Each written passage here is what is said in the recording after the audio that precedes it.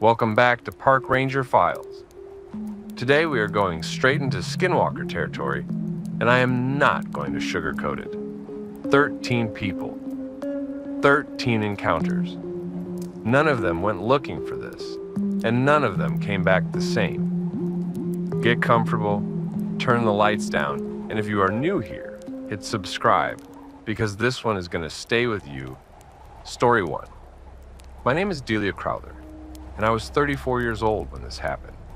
I worked as a hospice nurse for 11 years, which means I had a very particular and specific relationship with fear. I had seen people die, many of them. I had sat in rooms with families at the absolute worst moments of their lives, held hands through those final hours, watched the body's slow surrender. I thought I understood the shape of dread. I thought I had stared at the dark end of the human experience long enough that very little could genuinely frighten me in a physical, instinctual way. I understood mortality. I was comfortable with the uncomfortable. I was wrong about what comfortable meant. I took a solo trip through the Ouachita Mountains in Arkansas. 8 days, solo, late September. The trail there runs quieter than the big-name roads. It is less crowded, more remote, and the forest has a quality to it that is hard to describe and harder to forget. It feels old in a way that does not feel welcoming, like it predates the concept of visitors. Like the trees have been there so long they have opinions about what belongs among them. I had done overnight solo trips before, but nothing this length, nothing this isolated. I was confident, though. I had trained for months. I had quality gear.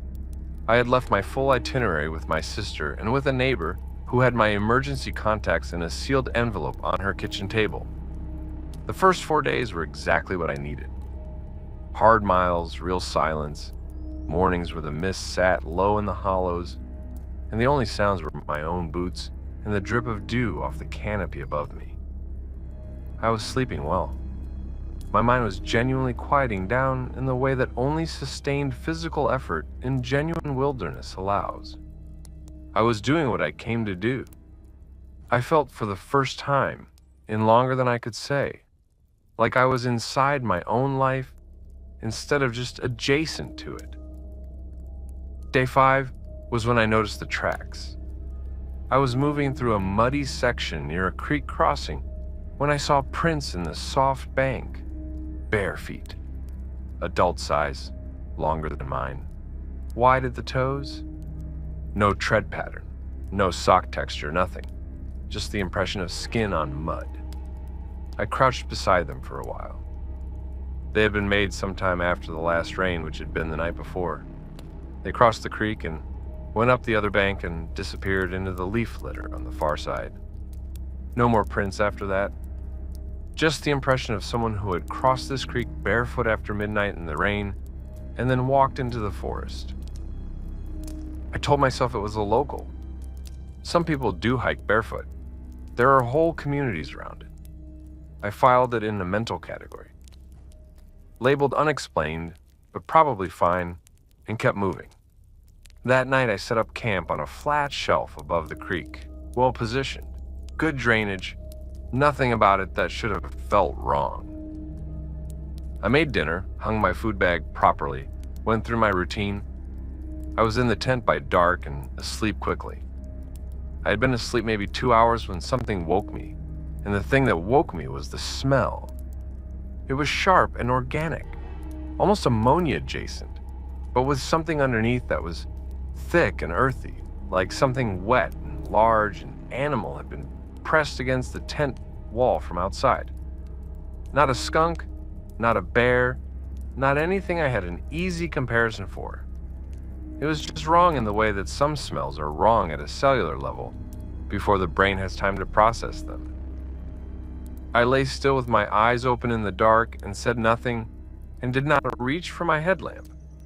Then I heard breathing.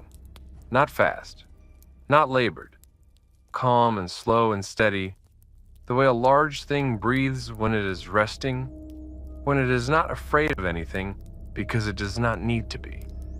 coming from the left side of my tent, maybe 2 feet from my face, with only a thin wall of nylon between us. I did not move. I pressed my lips together and held my own breath in 4-count intervals, the way I used to tell anxious patients to do when pain was making everything worse. The breathing outside did not change, it was simply there, consistent, patient, like whatever was out there had nowhere else it needed to be. I do not know how long I lay like that. Long enough that my legs went numb from not shifting. Long enough that my jaw began to ache from clenching so hard. I did not sleep. I did not speak. Eventually the breathing stopped, not gradually. It simply ceased in a moment, mid-cycle, the way a recording stops when someone lifts the needle. And the smell dissipated over the next several minutes and stages until the night air was just night air again. I turned on my headlamp and sat upright against my pack and held my knife in both hands and waited for the sun. In the morning there was nothing around my tent.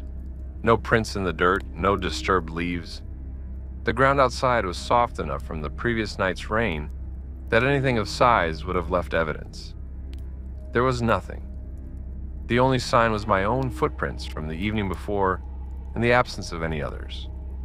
Around noon on day 6, I was coming down a long open slope when I saw a man standing perfectly still in the middle of the trail about 60 yards ahead.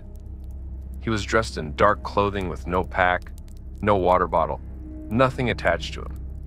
Just standing there with his back to me and his arms hanging loose and slightly away from his body, the way arms hang when someone is deliberately holding them at a particular angle. I stopped and waited to see if he would move. He did not. I called out, "Hello." Nothing. I called again, a little louder. He turned around, not like someone who had been startled, not like someone caught in a reverie, like someone who had heard me the entire time and was now deciding to respond. His face when it came toward me was a human face in all its parts, but the expression on it was constructed. There was no affect underneath it, no texture of actual feeling, like a face arranged by someone studying how neutral human faces look from the outside. The eyes were what got me, not scary in any obvious way, just empty of the thing eyes are supposed to contain. He looked at me. Then he looked past me at something behind me that I could not make myself turn and look for. And then he said, very quietly, "You are going the wrong way." I said I was following the marked trail. He said it again. Exactly the same words, same pitch, same flat neutral delivery. The identical sentence, like a response on a recording set to loop. I felt the skin on my forearms rise, every hair standing up at once. I said, "Okay, I'm just going to keep moving then." And I started walking quickly toward and past him, giving him the widest berth the trail allowed. He did not step aside, but he did not block me. He just stood there as I passed, and I kept my eyes forward and did not look at his face again. I heard nothing behind me. No footsteps, no movement, no sound of departure. When I finally looked back from a distance, his section of trail was simply empty. I hiked the remaining 9 miles to the road without stopping and without eating anything. It was full dark when I got there. Standing at the trailhead, I had a moment of very particular and cold awareness. Whatever had been in those woods with me for those 6 days had known where I was sleeping every single night. It had known my smell, my schedule, the sound of my breathing from outside my tent. It had been close enough to put a face 20 yards in front of mine on an open trail in midday light, and it had chosen to let me leave. I do not know why that is more frightening than the alternative, but it is. I stood at the trailhead in the dark for 20 minutes before headlights came around the bend and I flagged down a car. A retired couple from Fayetteville who offered me coffee from a thermos and drove me to the next town without asking a single question about why I was standing alone on a forest road at 10 at night. I was grateful for that in a way I'm not sure I know how to express. I have been a hospice nurse for 11 years, and the thing that work teaches you if you let it, is that there are kinds of presence that the living do not fully understand. Presence that persists past ordinary explanation. I have sat in rooms where the air changed in a way that the air in empty rooms does not change, and I have learned not to argue with what I directly experience. What I experienced in the Ouachita Mountains was presence. Something with intention and patience, and no need to identify itself. Something that knew where I was every night for 6 days and chose what it chose to do with that information. I am glad for the choosing. I have thought many times about the other version of those 6 days, and I do not like that version at all. Story 2. I'm a long-haul truck driver out of Boise. My name is Ray Tilden, and I want to say up front that I am not the kind of man who talks about things like this. 19 years behind the wheel. I have slept in my cab in rest stops in every state in the lower 48. I have driven the Rockies at 2 in the morning in December. Whiteout conditions, black ice on the downgrade, nothing but the guardrail and a prayer between me and the drop. I am not a man who frightens quickly or narrows his eyes at things that he cannot explain. I generally assume everything has an explanation and move on with my day. What happened to me in the Payette National Forest in northern Idaho during a 2-week elk hunting trip 3 years ago is the only story I've ever told where I cannot finish the last sentence, where the explanation never comes. I have told 3 people before this: my wife, my brother Donnie, and now Hugh. I was hunting solo elk, which I have done every year since I was 22 years old. I had permission to camp on a section of private land that bordered the national forest boundary, land a retired logger owned and had been generous with for going on 12 years. Same base camp spot every year, same fire ring, same 3-branch deadfall I used as a gear hang because I did not like bear boxes. I knew that forest the way I know the truck stop layouts between here and Sacramento. I knew which ridgeline held elk at first light, which drainage smelled like something had been rutting through it the night before, where the big bull I'd been watching for 4 years liked to stand at dusk along the eastern saddle. I was comfortable.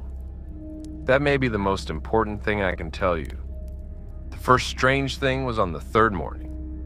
I came out of my tent before light, and there was a crow sitting on the branch directly above my camp.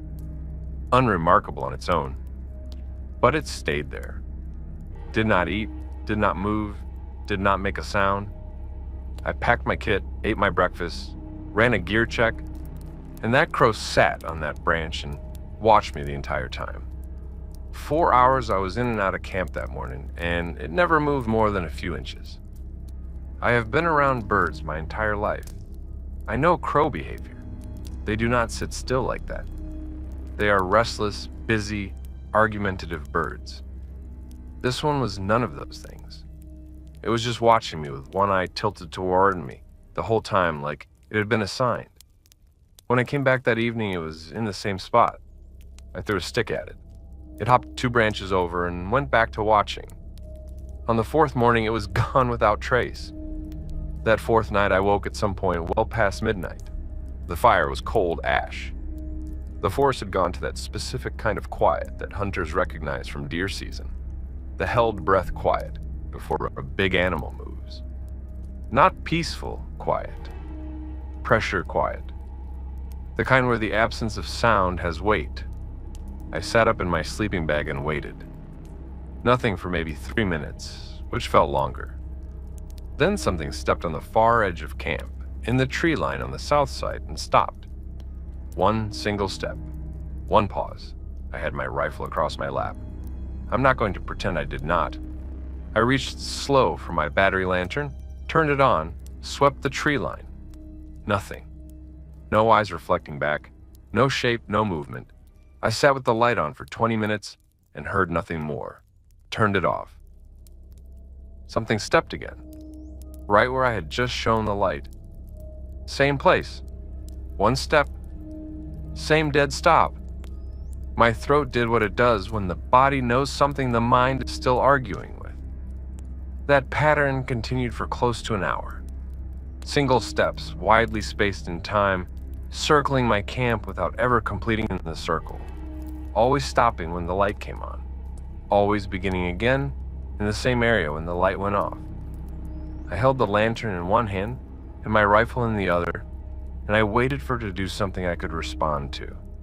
It never did. It just circled, incomplete, unhurried, in the dark, outside my light's reach, until sometime before dawn when it stopped and did not resume. The next day I hiked to the gut pile from a kill I had made 2 days prior, about 300 meters south of camp. I had left it the way you leave gut piles, covered with leaves, marked in my memory. It was gone. Not scattered by scavengers, the way gut piles always go within a day or two. Not dragged and spread in the patterns a bear makes or the messier work of smaller animals. The pile had been moved intact, carried apparently roughly 40 meters uphill, and placed in the center of a small natural clearing. There was no drag trail. The forest floor between the original site and the clearing was undisturbed. The pile had simply been carried by something strong enough to carry it cleanly and deliberate enough to place it in the open rather than feed on it. I packed my camp the next morning, drove 3 hours to Cascade. Did not go back. I do not talk about what I think it was. I do not have anything useful to say about that. What I know is that something was in those trees that night that was interested in me and was not interested in being seen and was not afraid of my light or my rifle, and came back the next day and moved my gut pile to a clearing. Those are the facts as I observed them. You can build whatever you want on top of them. My wife asked me once, a year or so after it happened, if I thought it was a person doing something strange in the woods at night, moving my gut pile as some kind of territorial warning. Some disturbed individual who lived out that way or camped illegally and did not want company. I told her I thought about that. I told her that explanation would require a person who could stand outside a lit camp for an hour without being seen, who could approach and retreat from the edge of my lantern light over and over without producing a footprint, who could carry a complete gut pile 130 feet uphill through dense forest without dragging it and without leaving any trace of passage in the soft autumn ground. I told her I could not rule it out. I told her I also could not make myself believe it. She looked at me for a moment and then she changed the subject, and we have not discussed it since. I appreciate that about her more than I can say. Story 3. My name is Faye Hollister.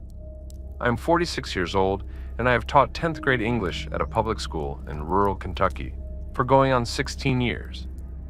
I want to be upfront about something. I am a person who requires evidence.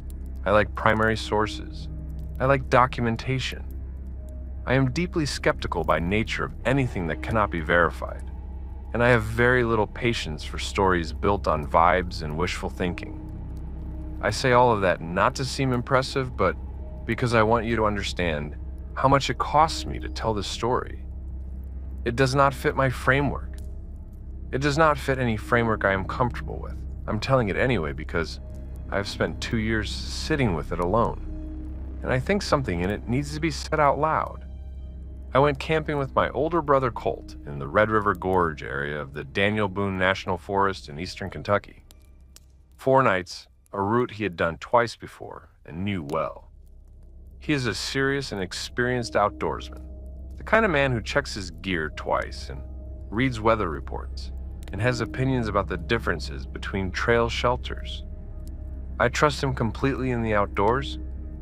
We had done overnight trips together since we were in our 20s, and this was meant to be a straightforward, long weekend away from papers to grade, and the particular kind of fatigue that comes from spending 6 hours a day trying to make teenagers care about things.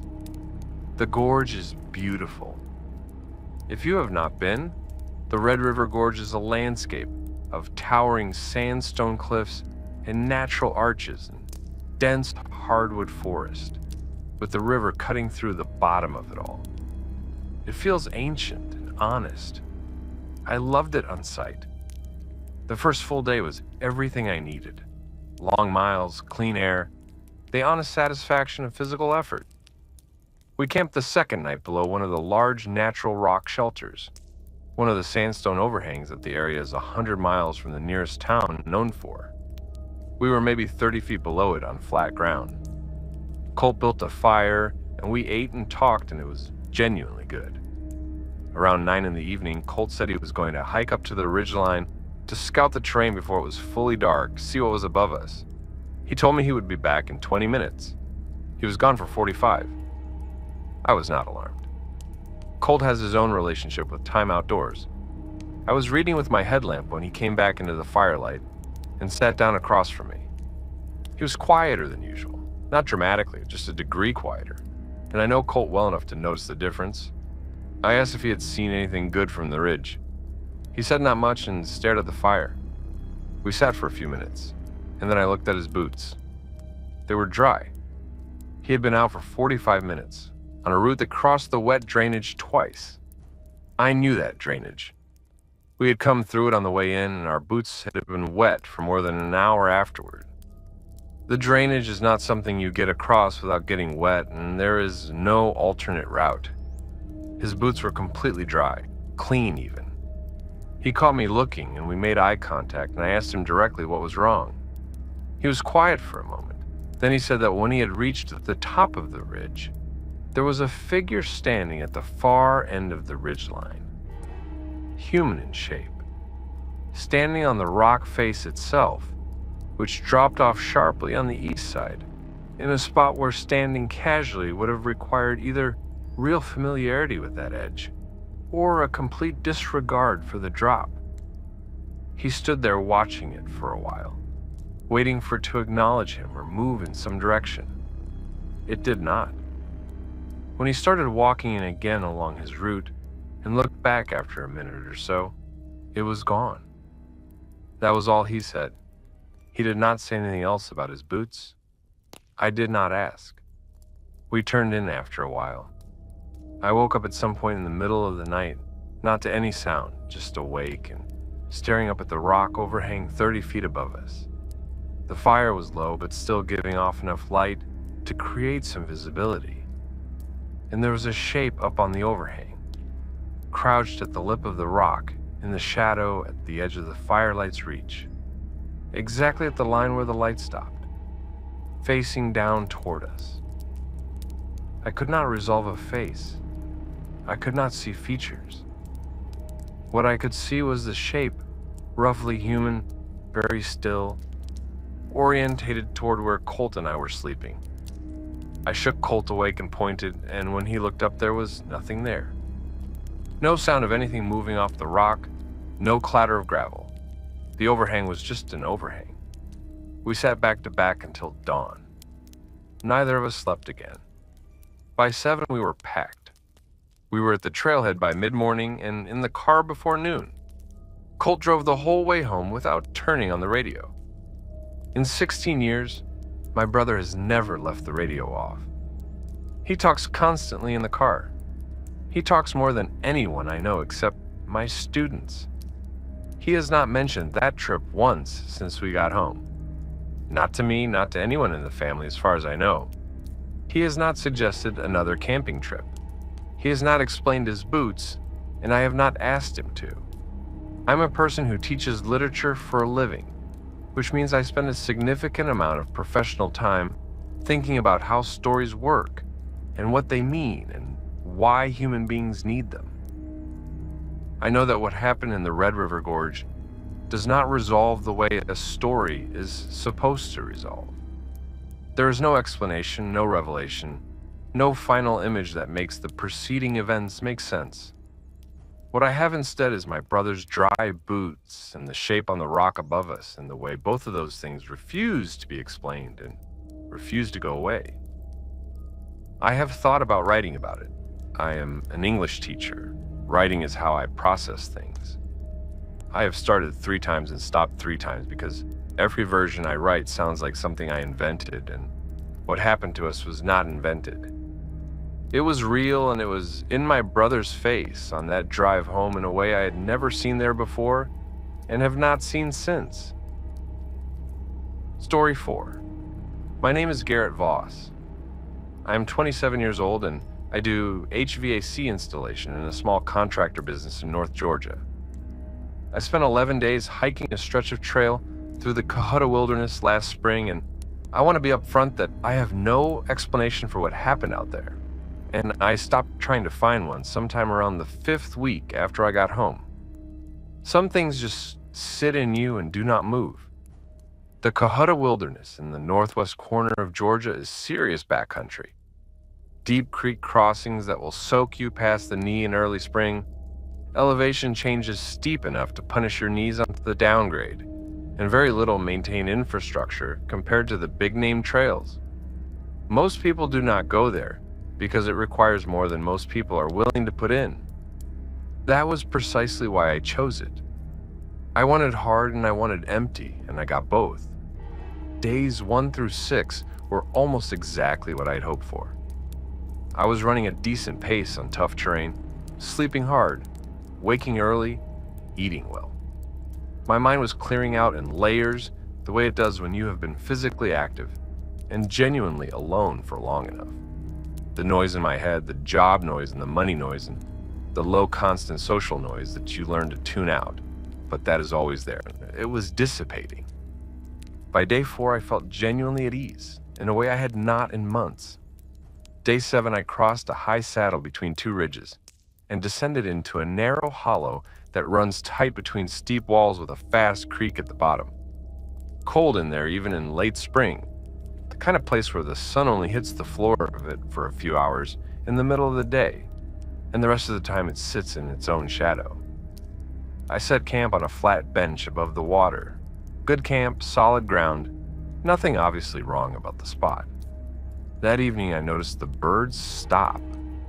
Not at dark, which is normal. An hour before dark, while there was still real light in the sky. 1 minute the hollow was full of the ordinary sounds of late afternoon, and then, in the span of maybe 30 seconds, everything went quiet. No transition. Just the forest sounds, and then the absence of them. I sat with my dinner going cold and noticed it, and could not stop noticing it. I was asleep by 8 o'clock. The walking had been hard and I went down quickly. I woke sometime around 2 in the morning, which I know because I checked my watch, and I lay there in the dark with an acute and specific feeling of not being alone. Not the generalized unease of sleeping outdoors in isolated country, something more pointed, something with a direction to it. I lay still and listened for 3 full minutes before I heard it. A voice, low and continuous, coming from downstream, maybe 30 yards from where I lay. Not words, not at first. The cadence and rhythm of speech, but without any content I could recognize. Murmuring, rising and falling in the patterns of natural speech, but with no pauses, no breaks, no inhale, and exhale dividing it. Like someone reading aloud to themselves. Something they had read so many times they no longer needed to breathe around the words. I unzipped the tent a fraction of an inch and looked out. The moon was full enough to put light on the creek's surface, and there was a figure at the water, 30 yards downstream, crouched at the bank with one hand submerged to the wrist. Still, the murmuring was coming from it. I watched for what felt like a very long time. The hand in the water did not move. The murmuring did not change in its pattern. And then the figure turned its head and looked directly at my tent. Not approximately in my direction. Directly at my tent, at me, with a precision that was not guessing and was not searching. The murmuring stopped. I sat there in that freezing tent, staring through a half-inch gap in the zipper at something crouched by the water with its head turned toward me. Neither of us moved. I do not know how long that lasted. Eventually it stood up, tall, taller in the legs than seemed proportionate, and it walked upstream into the dark along the bank and did not come back. I did not sleep again.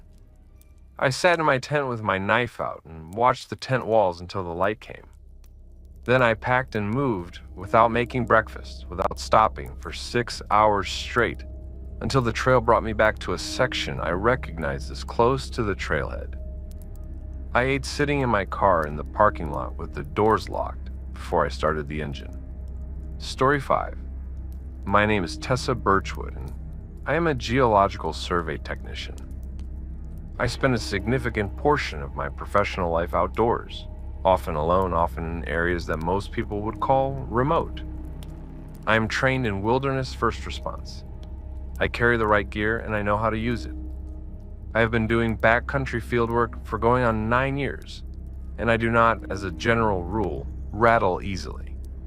What happened to me near the Dolores River drainage in southwestern Colorado during a solo survey trip last September is documented in my personal 1999 survey report, Field Notes, which I made immediately after the incident while it was still fresh. I am working from those notes now, and I want that on record. I was alone, 3 days into a 5-day solo survey trip. Basic land feature mapping and soil sampling on a grid roughly 2 miles across in a canyon section that had not been formally documented in close to 30 years. Red Rock Canyon country, desert vegetation, the kind of terrain that bakes during the day and drops fast at night and smells like iron and sage. I was camping in a narrow side canyon off the main drainage, tucked against the wall where the shade kept the afternoons bearable. Late on the third afternoon, I was working a traverse along a sandstone ledge about 40 feet above the canyon floor. Standard field work. I had done that specific kind of traverse dozens of times. My attention was on my instruments and my footing, not on what was below me. When I looked down to check my line, I saw someone standing on the canyon floor directly beneath me. Still, face tilted straight up toward me, dressed in very dark, very loose clothing that was wrong for the heat. No pack, no gear visible. No hat, which anyone who spends time in that country knows is not a small oversight. Just a person standing at the base of the cliff looking up at me. I called down asking if they needed assistance. No response. I called again, louder, nothing. The figure continued looking up. I completed the section I was working and came down to the canyon floor. The figure was gone. I walked the base of the cliff in both directions for roughly 200 meters looking for footprints. The canyon floor there is fine-grained red sand, the kind that holds impressions beautifully. I could see my own boot prints clearly from the previous day's work. There were no other prints in the sand. I noted all of this in my field log and went back to camp. I made dinner and I worked on my notes. I am a methodical person and I completed my routine as I would on any other evening. Sometime around 11 at night, I was in my tent reading when I heard footsteps outside. Regular footsteps on sand, not rushed, circling my tent. They came around 3/4 of the circumference, the side facing the canyon wall being impossible, and then went back. This happened twice. Slow, measured, going around and returning. Then the footsteps stopped at the rear of my tent, the wall facing the canyon stone behind me. And something pressed against that wall from outside, not hitting, not clawing, pressure, sustained, leaning pressure. The nylon bowed inward, roughly 12 inches. Whatever was pressing against it had mass and was applying that mass with intent.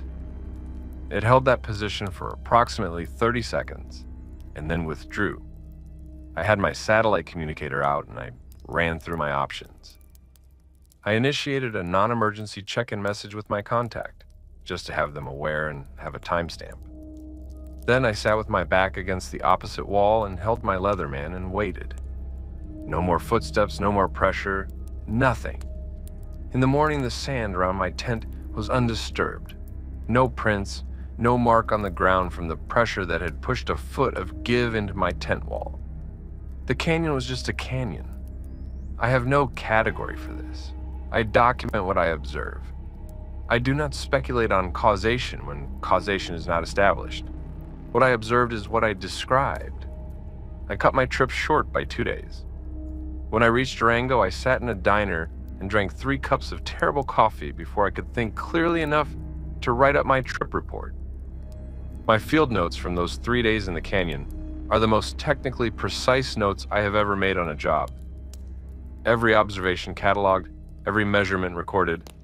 The entry for the third evening covers 2 full pages and ends with a notation that reads, "Unknown bipedal entity, approximately adult human in size and weight, given pressure displacement of tent wall, no tracks, no prints, no auditory evidence of departure."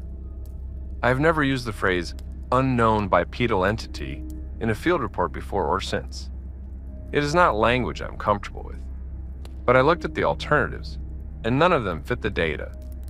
And I'm a person who follows the data even when I do not like where it goes. Story 6. I grew up in Houston. My name is Andre Picard. I work in supply chain logistics at a mid-sized distribution company. And until I was 31 years old, the most remote place I'd ever been was a state park campsite with full hookups and a camp store within walking distance. The trip I am about to describe was only my second real solo overnight. The first had gone fine. Enough fine that I wanted more. A coworker, a man named Preston, who talks about nothing but outdoor trips, had been going on about the Big Thicket National Preserve in East Texas for months. Swampy, remote, not heavily used. He said it was beautiful. He said I would love it. I did love it for about 36 of the 48 hours I was there. I started on a Thursday in late October. The trail I chose was one of the longer marked routes, roughly 20 miles over 2 nights. I had decent gear. I had done enough reading to know what questions to ask and enough sense to answer them honestly. I was not overconfident. I knew I was new to this, and I planned with that in mind. The Big Thicket is nothing like mountain wilderness. It is flat and dense and wet, and the trees close in on the trail in a way that feels territorial. Cypress and tupelo in the low spots, pine on the ridges, Spanish moss on everything.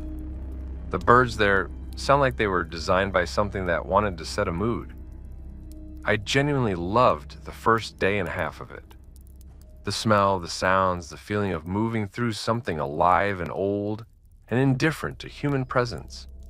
I was exactly where I wanted to be. On the second afternoon, somewhere around 3 o'clock, the character of the forest changed. I'm aware that sounds like something you say to make a story more interesting. I'm telling you it is the most accurate description I can give. The forest, which had felt full and alive and busy with its own concerns, began to feel observant, like the attention in the trees had redirected toward me specifically. Not threatening, not charged, just oriented. I was aware of being watched in a way that was not my imagination because I am by nature a pragmatic and unsentimental person who does not usually produce atmospheric feelings about forests.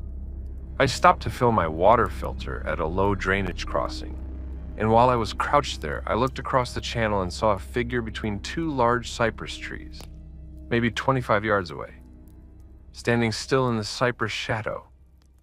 I could not make out a face at that distance, but the shape was human, and the stillness was absolute, the kind of stillness you do not produce accidentally. I looked at it directly for probably 30 seconds. Then I finished capping my filter, stood up, looked again, and the space between the trees was empty. Not gone as in it had moved away into the deeper forest. Gone as in removed. Like something between a blink and a slow exhale, the figure was simply not there anymore. I kept walking. That evening I set camp on slightly higher ground in a palmetto flat and went through my routine carefully, the way you do when your body is a little more alert than it wants to be. I talked myself down as I made dinner. I told myself what I had seen was a trick of light and shadow in cypress country in the late afternoon. I nearly convinced myself. I woke well before dawn to a sound I could not immediately categorize, periodic and soft, coming from outside the tent. Not footsteps, not breathing. Something that reminded me, when I lay there long enough to think about it, of a palm pressed flat against the surface and dragged slowly downward for a few inches. Then a pause. Then again. Not aggressive, not frantic. Patient and deliberate, and working around the tent like it was reading the seam between the fabric sections. It made a complete circuit over roughly 20 minutes. I timed it. I lay in that tent with a folding knife in my right hand and a small axe in my left. And I did not say a word, and I did not unzip anything. When it stopped, I waited another hour before I allowed myself to move. In the full dark, I packed my gear and navigated by headlamp back to the trailhead, reaching it 8 hours ahead of my planned exit. My coworker Preston called me 2 days later to ask how it went. I told him the preserve was beautiful and that I would go back. I have not gone back. I do not plan to go back. I still do not know what was reading my tent in the dark, and I have given up expecting to find out. What I know is this. The big thicket is approximately 100,000 acres of dense, wet, biologically diverse bottomland forest. It has legends attached to it that the local people, the ones whose families have been in that part of East Texas for generations, do not discuss lightly with outsiders. My coworker Preston grew up 40 miles away and said he had heard stories since childhood about the thicket being a place where things happened that did not happen elsewhere. He said it in the way people say things they half believe, but do not want to be held to. I thought about that conversation when I was sitting in my car in the pre-dawn dark, with scratches up both arms from pushing through palmetto before I was steady enough to drive. Story 7. My name is Nell Abernathy. I'm 61 years old. I'm a retired librarian from Missoula, Montana, and I've been hiking in the backcountry of the Northern Rockies for 42 years. I want that number to register before I say anything else. 42 years. I have solo hiked the Bob Marshall Wilderness 3 times.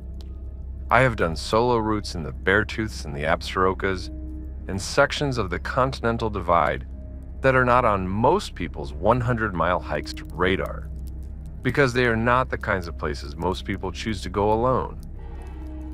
I know bear country. I know how to move in it, how to camp in it, how to think correctly when it is working against you. I have been charged by a grizzly once and I handled it correctly and I kept hiking. I am telling you all of this so that when I describe being genuinely frightened in the Selway Bitterroot 2 summers ago, you understand what that means in the context of a person who has been doing this since Gerald Ford was president. I was 3 weeks into a solo section through the Selway Bitterroot Wilderness area in central Idaho, covering approximately 90 miles of trail. This is, for context, one of the largest roadless areas in the contiguous United States. You can go a week in there without seeing another person. I have done it many times. The solitude there is not the performative solitude of a popular trail. It is genuine and total and occasionally unsettling even for someone with my background, because total isolation has an honest weight to it that cannot be simulated. On my 17th night, I made camp near a bend in the Selway River. Good site by any measure. Flat, well-drained, trees providing adequate windbreak, good sight lines in the directions that mattered. I knew the area from a previous trip 7 years prior, and nothing about it had changed in ways that concerned me. I ate well, completed my camp routine, and was asleep before 9. I am a sound sleeper outdoors. This is not something I have had to work at. I can sleep through thunder, through elk moving close to camp, through most of the sounds the backcountry produces at night. I have always been able to. That night I came awake all at once, fully alert, as if something had reached into sleep and extracted me from it. The full body feeling of having been submerged in cold water without the cold. My whole skin was alert in a way I had not felt in decades. I lay still and listened. The river was there, the way the Selway is always there. That constant low roar. Owls in the ponderosas downstream. Normal sounds. And then something that was not a normal sound. A voice. From across the river 30 to 40 yards away. Low and continuous and monotone. Not words. A voice producing a sustained human vocalization without any of the natural markers of speech. No inflection, no rhythm, no breathing spaces. a single prolonged tone, identifiably human in origin, that continued without break, like someone had found a frequency and was holding it. In 42 years of backcountry, I had never heard a sound that had less business being in the wilderness than that one. My body responded before my mind caught up. I felt fear of a kind I had not experienced in an extremely long time, visceral and specific, rooted in something older than thought. I lay flat and did not move, and listened to it continue for what I estimate was 15 minutes. Then it stopped. The owls came back. The river continued. I did not cross the river to look for signs. In 42 years, I have never passed up the chance to investigate something I did not understand. This is perhaps the most telling thing I can say about the experience. I broke camp at first light and walked 7 miles before I stopped for breakfast. I have hiked alone in grizzly country for 4 decades, and the one cardinal rule that experienced backcountry travelers agree on is that the wilderness, however inhospitable it may be, is honest. It does not dissemble. It does not set things up. It does not produce sounds specifically calibrated to keep you awake and off balance and conscious of being monitored. Wild animals have their own purposes and their own patterns, and when they cross yours, it is because your paths happen to intersect, not because they planned the intersection. Whatever was across the Selway River that night was not operating on those terms. The sound it produced had been tuned to the human nervous system. I am as certain of that as I am of anything in 42 years outdoors. Something knew what would keep me awake. Something knew what would reach across the river and through my tent wall and into the oldest part of my brain and hold me there until it was done. 2 days later, I met a southbound hiker on the trail, a man in his mid-30s who had been out for close to 3 weeks by the look of him. We talked the way hikers do when they finally see another person after a long stretch alone. When I mentioned the river bend near the big ponderosa grove, he went quiet in a way that was specific and deliberate. He said he had come through there 2 nights before mine. He said he had camped on the ridge rather than at the river site because of something he had heard from the ridge the evening before. He did not say what he had heard. I did not ask him. We had been strangers for 3 minutes, and we both already knew. Story 8. My name is Calvin Pruitt. I'm 23 years old, and I'm a wildlife biology student at a state university in northern Minnesota. In the fall of my junior year, I completed a month-long independent field study in the Boundary Waters Canoe Area Wilderness in northeastern Minnesota. Canoe camping, not hiking, but the Boundary Waters backcountry is as remote as anywhere I've been. No roads, no trails, no other people most of the time. You get there by paddling and you leave the same way. And in between, there is nothing between you and the wilderness except the gear you brought. There is a particular quality to that kind of isolation that most people have never experienced, and that is difficult to explain to someone who has not. When you are on an island 12 miles from the nearest other person, in water that will kill you in under 10 minutes, if you go in without a dry suit, in a forest that makes no sound you did not put into it, the normal psychological architecture of life begins to do something unusual. It clarifies. All the layers of ambient social noise and performance and the constant background hum of being perceived by others falls away, and what you are left with is just what is actually present, which is usually nothing but forest and water and sky. Usually. I was on a small island in a lake system that does not appear on most recreational maps. The island was approximately 4 acres. Dense boreal forest in the center, spruce and birch and balsam fir, a rocky shoreline with a mix of shallow sandy sections and deep drops. My research was tracking predator-prey movement patterns using trail cameras and passive monitoring. I had been on the island 9 days without another person. My nearest contact was 12 miles of open water away at a staffed outpost. The 10th evening, I was on the east shoreline doing water sampling as part of a secondary data collection protocol. I was about 300 meters from my camp, and I could not see it through the trees. What I heard was my camp being disturbed. Not the sound of an animal moving through it, not a bear pushing through the food hang, not the scatter and scramble of a small mammal. The deliberate sound of gear being handled. A dry bag scraping across the rock shelf where I stored equipment. The metallic click of a buckle being examined and released. Slow, considered. I moved back toward camp carefully and quietly. I have been trained in quiet approach techniques for field observation, and I used them. I came in through the trees from the downwind side and stopped at the edge of where the tree line opened onto my camp. There was a person there, standing over my canoe where I had portaged it above the water line, running their hands along the hull slowly from bow to stern, pressing their palms flat against the fiberglass in sections like they were reading something in the texture. I watched for approximately 2 minutes. They were approximately my height and wearing dark, heavy clothing that was wrong for the weather. No visible gear, no pack, no paddle, nothing. Their movements were not the movements of curiosity or discovery. They were methodical, practiced, like something done many times before. I want you to understand the geography again. Island, no road access.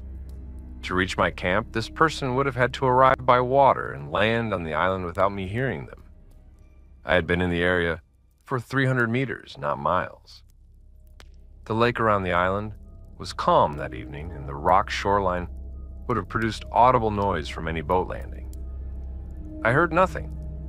They moved to my tent and crouched beside it and placed both palms flat against the tent wall, feeling for something. My important equipment was with me. There was nothing inside. They held that position for about a minute. I made a deliberate noise. They stood and turned in my direction, and we stood approximately 40 yards apart in the failing light and could not see each other clearly, but I felt seen in a way that made the hair on my neck stand up.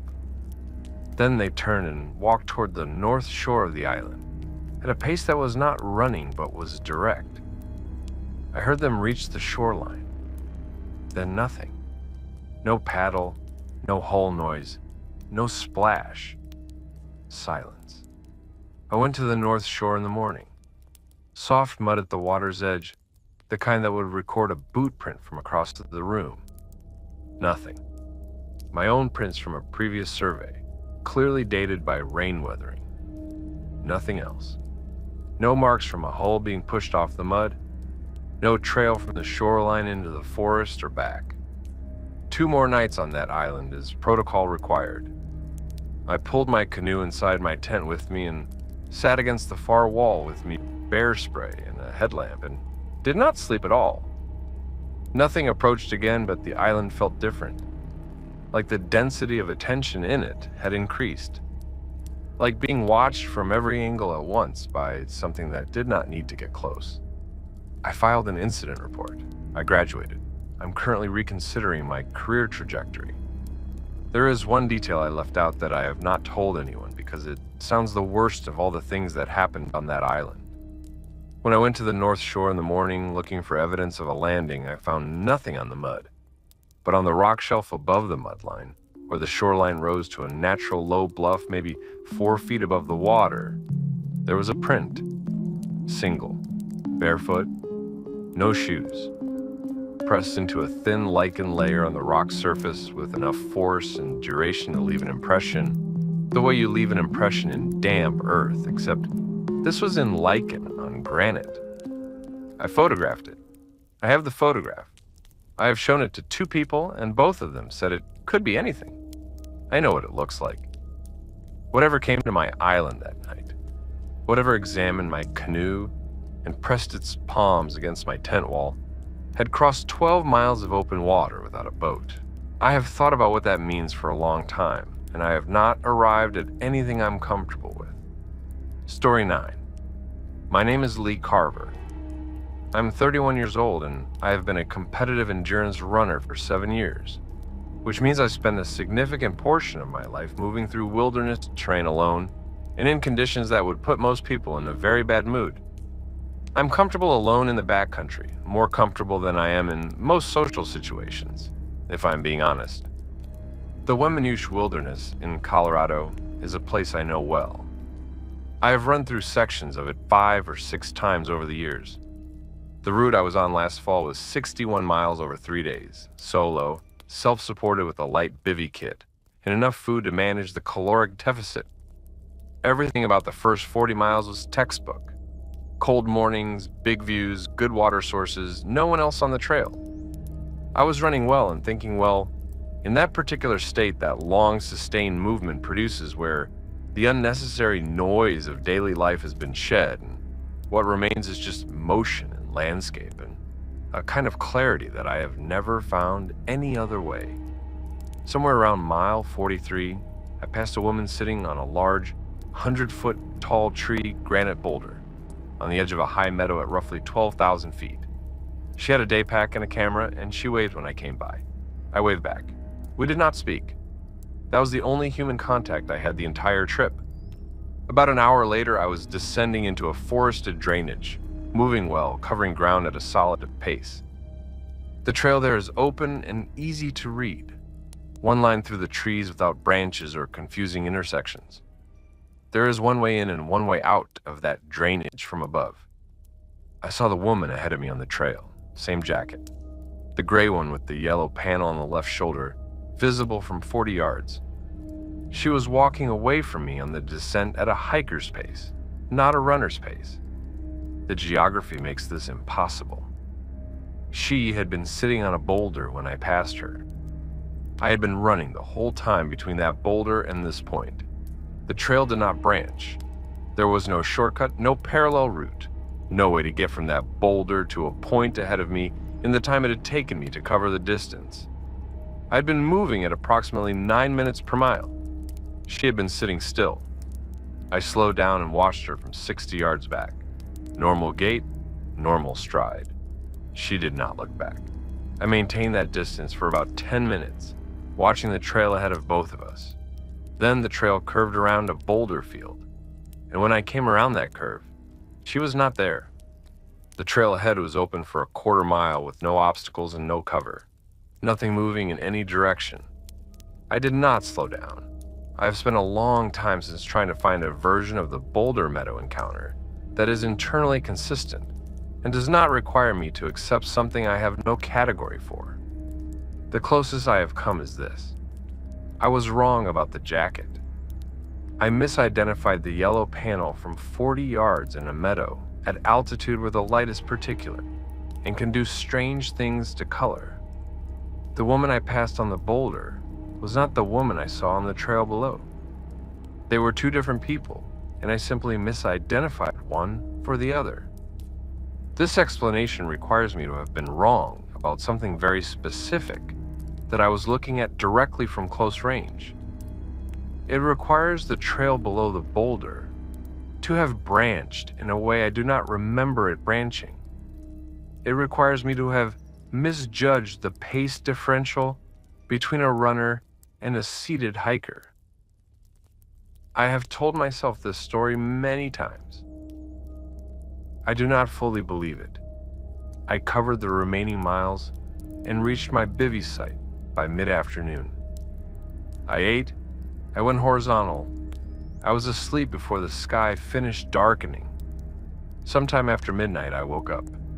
Clear sky, starlight, enough visibility to see the meadow around my bivy, and the trail below me as a pale stripe through the grass. And on that trail below me, moving at a walking pace in the uphill direction, was a human shape, moving steadily.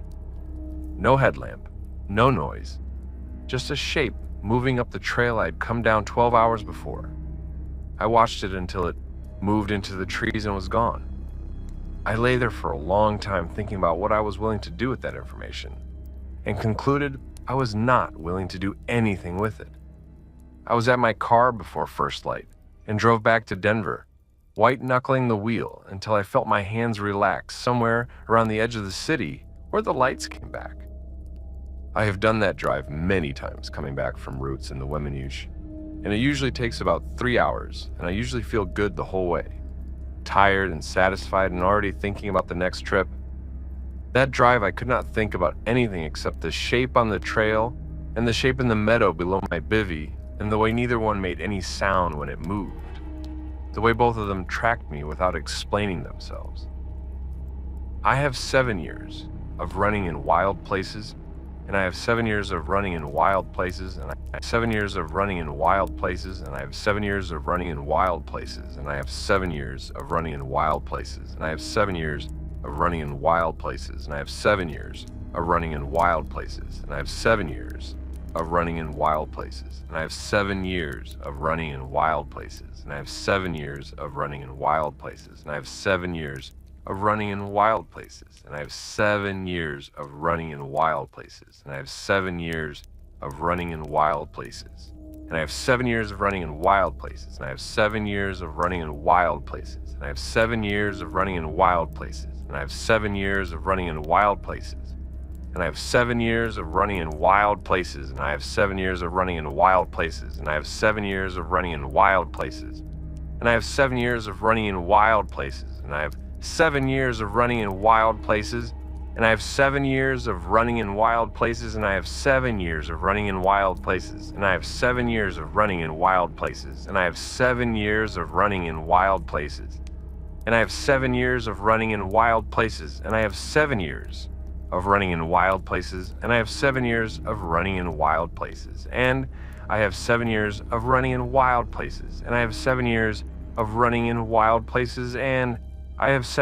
of running in wild places, and I have 7 years of running in wild places, and I have 7 years of running in wild places, and I have 7 years of running in wild places, and I have 7 years of running in wild places, and I have 7 years of running in wild places, and I have 7 years of running in wild places, and I have 7 years of running in wild places, and I have 7 years of running in wild places, and I have 7 years of running in wild places, and I have 7 years of running in wild places, and I have 7 years of running in wild places, and I have 7 years of running in wild places, and I have 7 years of running in wild places, and I have 7 years of running in wild places, and I have 7 years of running in wild places, and I have 7 years of running in wild places, and I have 7 years of running in wild places, and I have 7 years of running in wild places, and I have 7 years of running in wild places, and I have 7 years of running in wild places, and I have 7 years of running in wild places, and I have 7 years of running in wild places, and I have 7 years of running in wild places, and I have 7 years of running in wild places, and I have 7 years of running in wild places, and I have 7 years of running in wild places, and never once felt hunted. I felt hunted that morning, and the feeling did not leave me for most of a week. I have run through wilderness alone many times since, but I do not run that drainage anymore. Something there was interested in me, and I have no desire to find out why. Story 10. My name is Devin Hargrove. I'm 44 years old, and I run a small hardware store in central Pennsylvania that my father started in 1981. I have been hunting and fishing the Allegheny Plateau forests since I was old enough to walk a deer trail behind my dad. These are woods I know the way I know the store. I know which drainages flood first in spring. I know where the big timber wolf deer like to bed on north-facing slopes in November. I know the difference between the crow call that means a hawk and the crow call that means a human, and I know the way sound bounces strange in the hemlock groves down along the creek because of how the topography focuses it. Which is why what happened to me 3 years ago in the second week of November sits in me the way it does.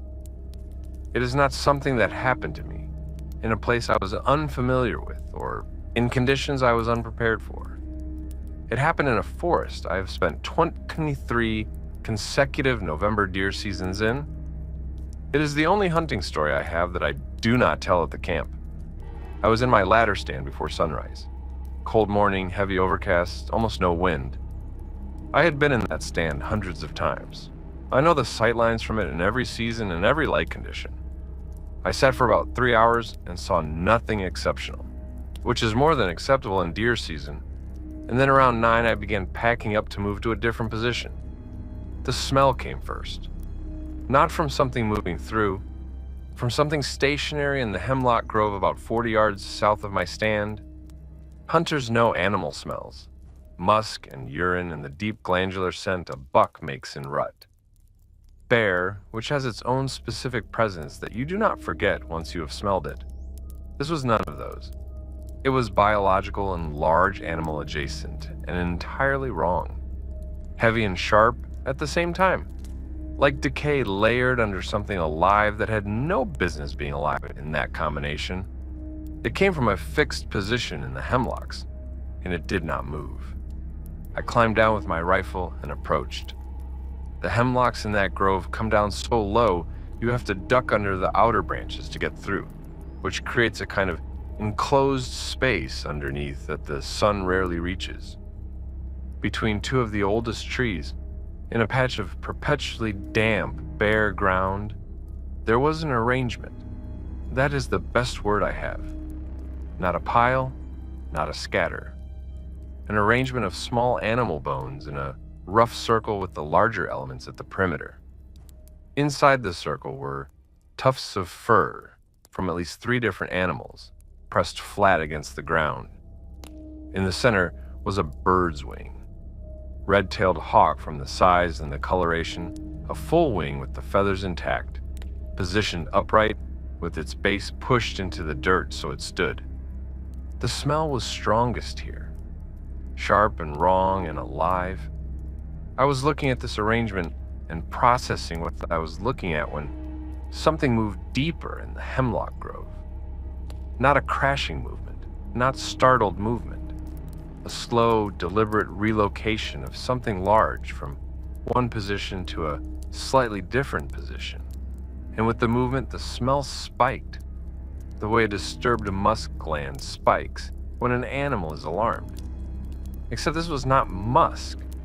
This was that wrong smell, concentrated, flooding the small dark space under the hemlock canopy until it was almost impossible to breathe normally.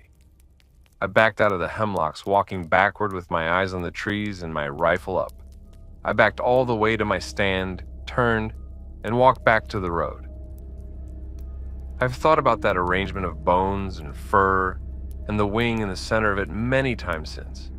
About the precision of it, the deliberateness, about the smell that had no natural source I could identify, about whatever moved in the hemlocks when I got too close. Something had made that arrangement with the same patient attention that a person brings to something they consider important. Something had come back to that grove in my forest, the forest I've walked every November for 23 years, and made something that had meaning. I do not know the meaning. I am not sure I want to. I came back 4 days later with my brother-in-law Barry, who is a sensible and practical man who has been hunting longer than I have. The arrangement was gone. The ground between the 2 hemlocks was undisturbed, bare and damp and smooth, as if nothing had ever been placed there. Barry looked at me with the patient expression he uses when his kids tell him about something impossible, and I did not push it. I've hunted those same woods every November since. I do not go under the hemlocks anymore. Whatever I heard move in there that morning was large. Whatever assembled those bones and placed them with that care was patient. I have no other categories to put around it. Story 11. My name is Shiloh Vance. I am 37 years old. I worked as an Army medic for 6 years before transitioning to civilian paramedic work. And I want to be precise about something before I start. I understand adrenal distortion. I know what stress hormones do to perception and time and memory. I have been in situations, both in service and on the job afterward, where the brain under pressure produces experiences that require careful interrogation before they can be trusted as literal. I do not mistake the effects of fear for external reality. I am trained not to. What happened to me and my partner Ren during a 3-night backpacking trip in the George Washington National Forest in Virginia is not something I can attribute to adrenal distortion. Both of us experienced the same thing. We compared descriptions before we discussed it with each other. They matched in every detail, including details that would have been strange to volunteer if you were constructing a story from imagination. I'm going to tell you exactly what happened, and you can do whatever you want with it. Ren and I have been together for 6 years. We do backcountry trips together a couple of times a year. Neither of us needs the outdoors explained to us, and neither of us has any history of anxiety or panic or the kinds of psychological conditions that might produce experiences of this kind. I say this not to pre-argue against skeptics, but to be complete. We were on a less traveled section of the national forest because we wanted quiet and distance from other people. We got it. The first full day was good, long miles, good weather, nothing notable. The second night we made camp on a ridge with decent sightlines in the 3 directions, made dinner, cleaned up, went to bed. Ren was asleep before me. I lay awake for a while the way I sometimes do, the way people who have worked night shifts for years sometimes have trouble going down before midnight, even when they are tired. Around 1 in the morning, I heard someone on the trail below the ridge. The trail was about 200 feet below our camp, audible but not close. Footsteps, steady, unhurried. The sound a person makes walking hard-packed trail without rushing. I lay there listening with no particular alarm.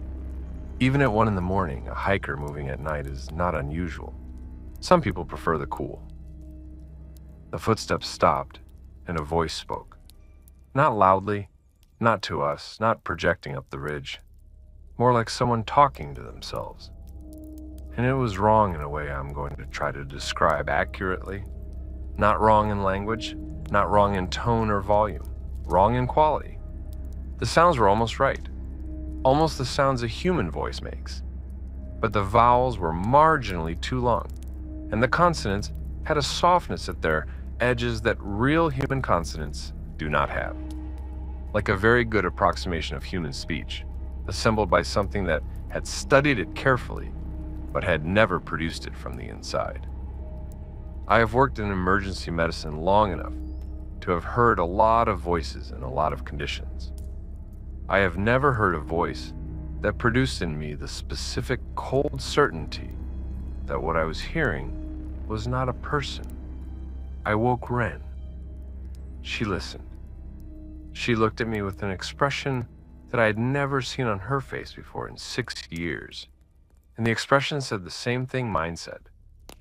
The voice continued for approximately 3 minutes. Then it stopped. The trail below us was silent. No footsteps resuming, no departure sounds, nothing. We went down in the morning. The trail section below our camp was dust dry and would have held prints clearly. Nothing in either direction from the point directly below us. I have worked in emergency medicine long enough to have cataloged a fairly comprehensive library of sounds that the human body and human voice can produce under conditions of extreme stress, fear, illness, and altered consciousness. I have heard voices in psychotic breaks, voices in dissociative states, voices in the delirium of high fever. None of them produced the specific cold certainty that what I was hearing on that trail below our ridge was not a person. The sound was almost right. That is the part that stays with me. Not the wrongness, but the closeness to right. The care taken to approximate something human. Whatever was making that sound had studied people carefully. It knew what the shape of human speech should sound like. It just could not produce it correctly from the inside. We had planned a 4th night. We dismantled camp before noon and were on the road before 2. Ren did not speak about it for more than a week. When she did, she described the voice exactly as I've described it here, including the quality of the vowels and the softness of the consonants, without me having used those words first. She described the feeling of wrongness the same way I had felt it, biological, old, rooted in a part of the nervous system that does not wait for the brain's permission. We have been back out twice since. Different forest, different road. We go together now. We do not discuss what we heard. I do not know what made that sound, and I have enough experience with the world to know that not knowing is sometimes the honest position. Story 12. My name is Trish Bellamy. I am 50 years old, I am based in Portland, Oregon, and I have been making documentary films for 22 years. My work covers environmental and wildlife subjects, and takes me regularly into remote terrain in North America, Africa, and Southeast Asia. I have spent weeks alone in the field, in places that are genuinely dangerous, and I'm methodical and unsentimental about managing that risk. My professional credibility rests on accuracy and honest reporting. I say that not as a credential, but as a lens through which to understand why it took me almost 2 years to decide to send this story in. 3 years ago, I was scouting locations in the Gifford-Pinchot National Forest in Washington State for a documentary project about old-growth forest preservation. A section of the forest was under environmental review for potential logging rights, and I needed ground-level documentation of the old-growth character, the tree density and age, the understory conditions, the signs of wildlife. I spent several days on foot in a section that saw very little foot traffic and had no maintained trails, moving through old growth stands and recording my observations on video and audio. The old growth Douglas fir in that section of the Cascades is extraordinary. Trees 8 and 10 feet in diameter, canopy so high and dense that the light on the forest floor is dim even at midday, a silence that is not the silence of absence, but of accumulated years. I was absorbed in the work in a complete way that I rarely manage anymore after 20 plus years in the field. It was exactly the kind of work that reminded me why I do this. On the third morning, I found a tree, a Douglas fir at the edge of a small natural opening, as large as any tree I'd seen in that grove. The bark had been stripped in wide vertical sections from approximately 5 feet above the ground to roughly 10 feet, exposing the sapwood beneath. And in that exposed wood, something had carved hundreds of small repeated shapes. Not randomly, not the spiraling exploratory marks an animal makes on bark.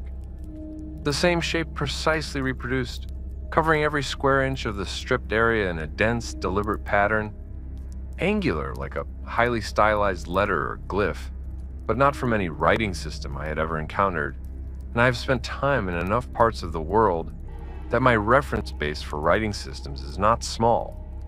I filmed it. 40 minutes of video, close-up stills, detailed audio notes.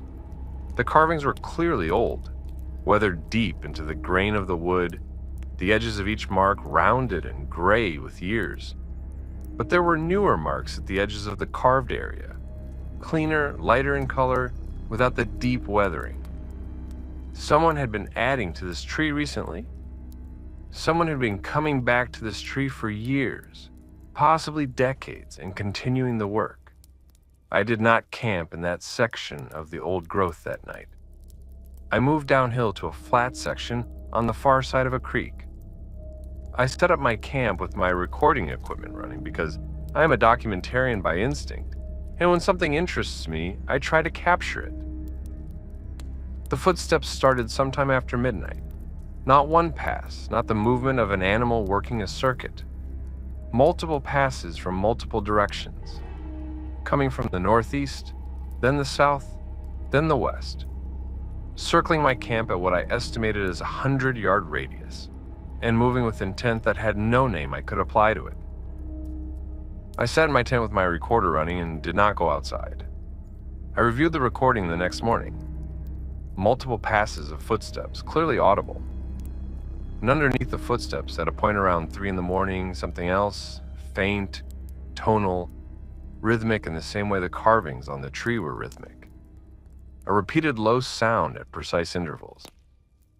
I have had that section of audio analyzed by 2 different sound engineers. One described it as subvocal. One said it registered below the standard range of human voice production. Neither of them could categorize it or explain it. I still have the recording. I included nothing about the tree or the audio in my documentary. I spent 3 months after that trip trying to identify the carved glyph in ethnographic and archaeological databases. I contacted 2 university professors in the Pacific Northwest who specialize in indigenous material culture of the Cascades region. Both of them looked at my photographs carefully, and both of them said the same thing independently. The shape did not correspond to any symbol system in their records. One of them asked me how many repetitions I had counted on the tree. I told her hundreds, covering every inch of the strip section. She was quiet for a moment. Then she said that the repetition suggested something ritualistic or mnemonic, something meant to be renewed, something that required returning. She said she had no framework for it. She said she would be very interested to examine the tree in person. I did not give her the location. The project was completed and aired and received well, and I'm proud of it. The footage of the carved tree is in a folder on an external drive that I have not opened in 14 months. What was in that forest around my camp that night, I cannot say. What was coming back to that tree over decades to continue its work, I cannot say. What I can say is that I have been in genuinely dangerous places in my professional life, and what I felt in that forest was a specific kind of fear that I have not felt anywhere else. The kind that comes from encountering something with intention that you cannot parse or predict. Story 13. My name is Lou Bateman. I am 40 years old and I have been in the mountains of eastern Tennessee since before I could drive. The Smokies and the Cherokee National Forest are not unfamiliar wilderness to me. They are home terrain. I have been in those woods in every season and every weather condition I can name. I know how the fog collects in the creek hollows before dawn. I know the sound a grouse makes when you flush it, and the sound a coyote makes when it is calling toward the ridge, and the sound a black bear makes working a laurel thicket. I know those mountains, and those mountains know me. This is something I have believed my entire life, and until 2 falls ago, I had no reason to doubt it. I was doing a solo elk scouting trip in a remote section of the Cherokee. Not hunting season yet. Just walking the country, looking at sign, mapping where the animals were moving in early fall before pressure changed their behavior.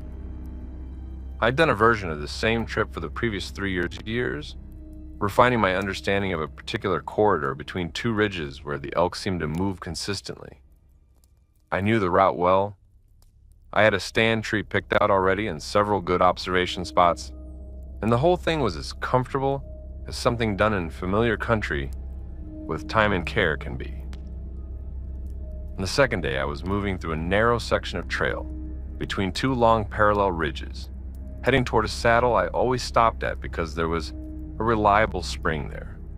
Good cold water, never dry even in August. I had stopped at that spring 3 times before on 3 different trips. When I came around the last bend before the saddle, I saw a figure crouched at the spring, low, still, with its back partially towards me.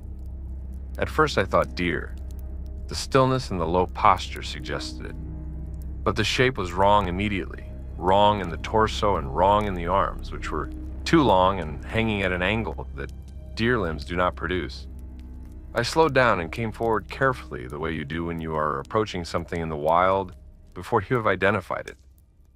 It was a person.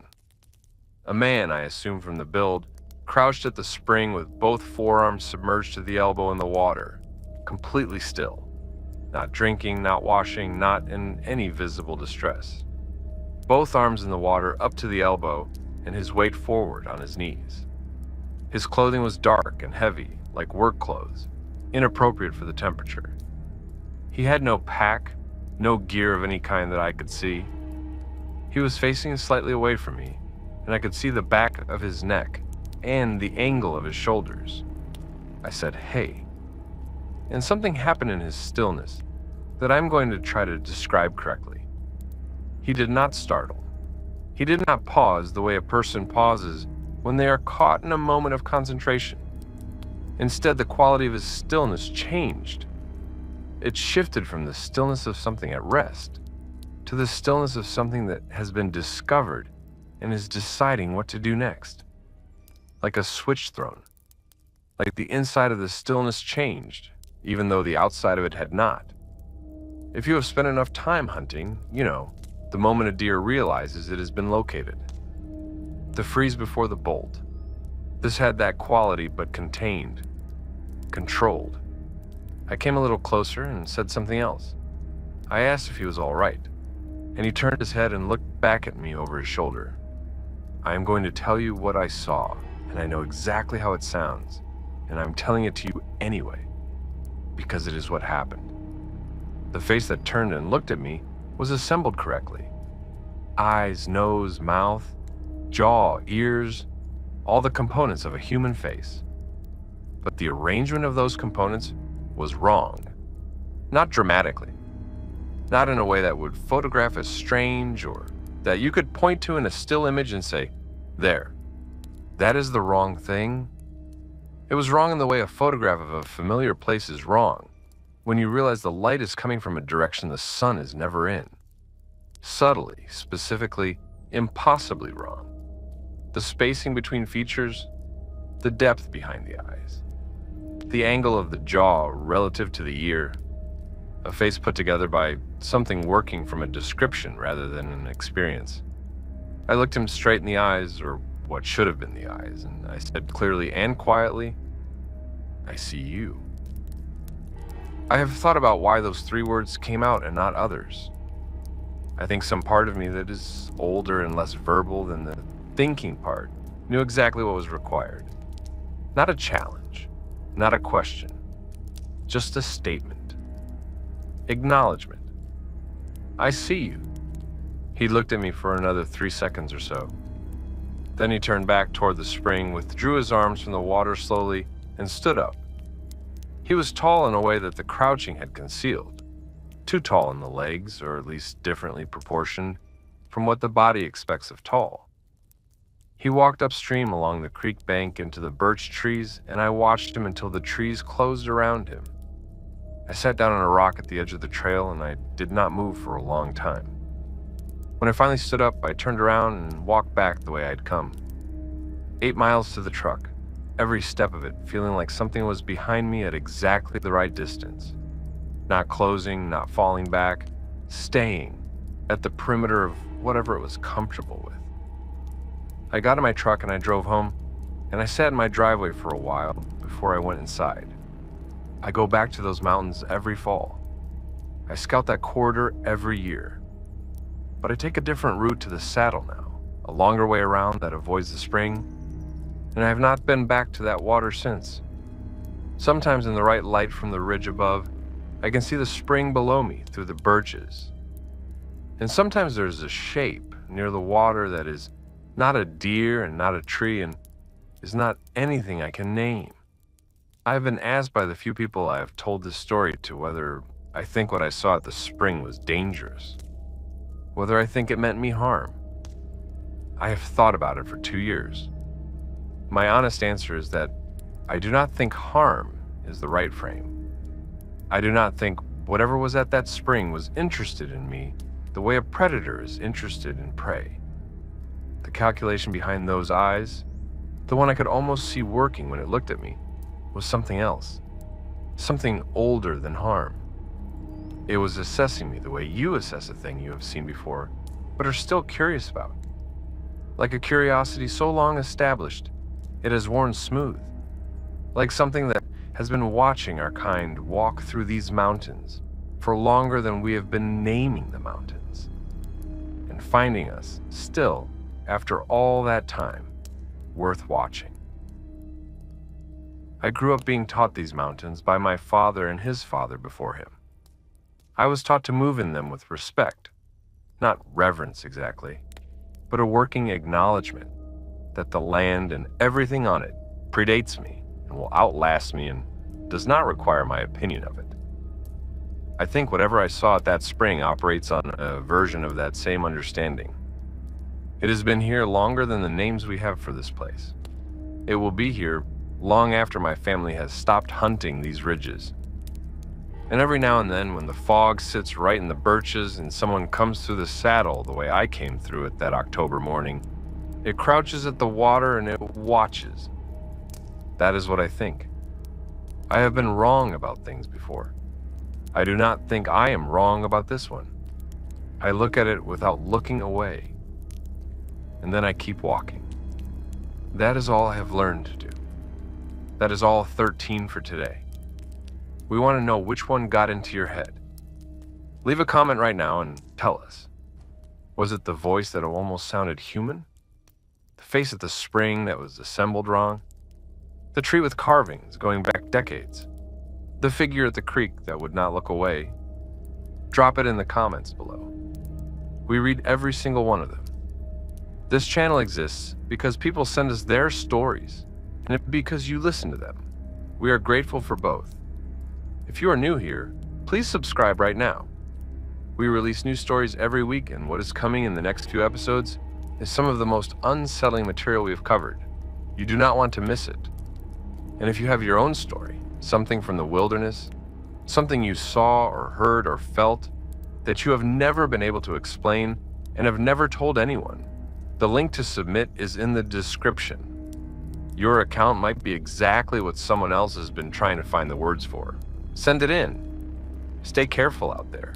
And maybe, just maybe, let someone know where you are going.